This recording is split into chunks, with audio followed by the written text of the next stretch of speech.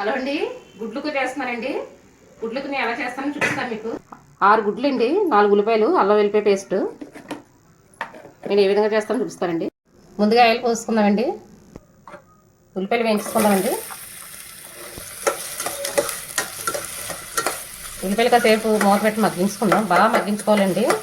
గుడ్లుకి ఉల్లిపాయలు బాగా మగ్గితేనే బాగుంటాయి, లేదంటే పచ్చివాసన వస్తుంది కూర.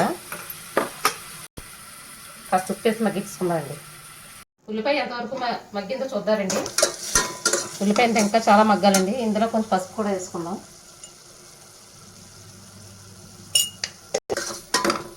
ఇంకా బాగా మగ్గాలండి. ఉల్లిపాయ అసలు మగ్గలేదు. అయితే ఉల్లిపాయలో అల్లం వెల్లిపాయ పేస్ట్ కూడా వేసుకుందామండి. ఉల్లిపాయతో పాటు మగ్గించుకుందాం. అల్లం వెల్లిపాయ పేస్ట్ సరిపోద్దండి అది. ఇందులోనే కారం కూడా వేసుకుందామండి. మగ్గుతుంది కదా, మగ్గేటప్పుడే కారం కూడా వేసుకుందాం. 2 స్పూన్లు వేస్తున్నాను, 6 గుడ్లు కదా. కొంచెం ధనియాలు, జీలకర్ర పొడి కూడా వేస్తున్నాను. కొంచెం గరం మసాలా. ఇవన్నీ వేసుకోకుండా కూడా చేసుకోవచ్చండి ప్లెయిన్గానే. నేను మసాలాతో చేస్తున్నాను ఇది కూర. ఇవి బాగా కలుపుకొని ఇవి కూడా మగ్గించుకుందామండి. కారం కట్ట వేసిన తర్వాత కూడా మనం ఉల్లిపాయ మగ్గించుకుంటే కాసేపు బాగుంటుందండి. ఇది మూత పెట్టేసుకుని కాసేపు మగ్గించుకుందాం. ఉల్లిపాయ అయితే మగ్గిపోయిందండి. ఇందులో గుడ్లు చితక్కొని వేసేసుకుందాం.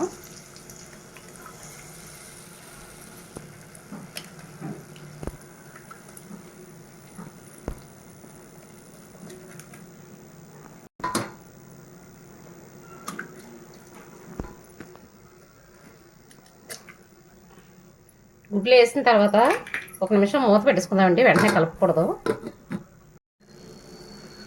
గుడ్లు ఈసారి కలుపుకోవాలండి. మరి అటు ఇటు కలిపేసుకోకూడదు. గుడ్లు ముక్కల కింద ఉంటేనే బాగుంటుందండి. మరీ మెత్తగా అయిపోకూడదు. ఇందులో కొత్తిమీర కూడా వేసుకుని ఒకసారి కలిపేసుకుందామండి బాగానే. కొంచెం హైలో పెట్టి కలుపుకోవాలి ఈసారి, అంటే చివరికి వస్తుంది కదా. బాగా వేపుకుంటే సరిపోద్దండి.